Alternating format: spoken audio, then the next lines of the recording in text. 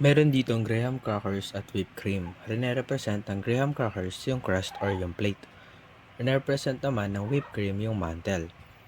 Kung i-observe ko kung ano yung mangyayari if ginawa ko yung different tectonic plates movement gamit ang mga to, may divergent, convergent, at transform.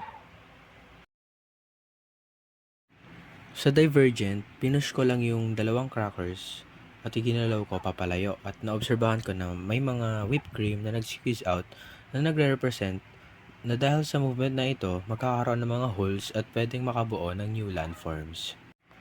Dito sa convergent boundary, may mga plates na mas magaang or mas mabigat. Itong graham crackers nagre-represent siya ng oceanic crust na mas mabigat siya kaysa sa cream O na nagre-represent naman ng continental crust. Kapag nag-move sila toward each other, yung lighter plate or yung cream O yung mapupunta sa itaas.